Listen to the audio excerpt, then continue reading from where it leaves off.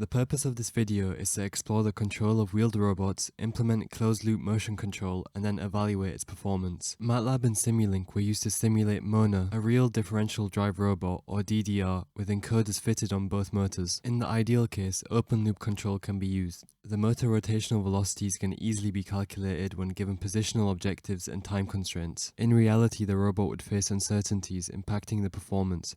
Here you can see how the addition of these uncertainties affects a previous control method. For our Mona model, this can be remedied by adjusting the motor value slightly. The error becomes minimal at each of the reference points, but the drift between these locations cannot be fixed easily. Treating the first model as the ideal case, a root mean square can be calculated. A weakness of this approach is that it's unreactive to random error caused by real-world uncertainties. These could be sensor errors, actuation errors, or caused by the environment.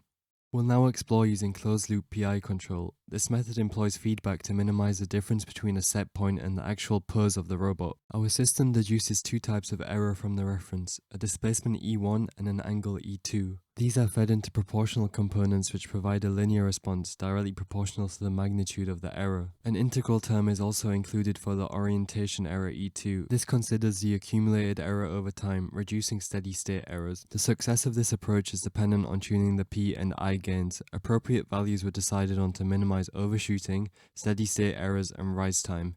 This resulted in the buggy settling in under 5 seconds after following a straight line path. The RMS error of the orientation and displacement to the reference were calculated as 0.011 radians and 1.04 meters. To develop the control system further, a more complex M-shaped path was experimented with. KP2 was decreased to reduce overturning. Orientation errors were much greater in this case.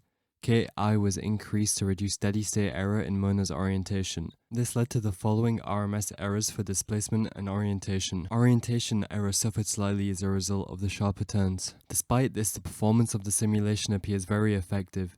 It should be noted that this performance does not fully reflect a physical Mona. A maximum translational speed of approximately 6 meters per second was calculated in the simulation, when the actual robot has a maximum speed of 10 centimeters per second. The robot may also be tuned specifically for speed or accuracy. This experiment aimed to strike a balance. This should depend on application. Real system design should include a detailed specification and outline limitations.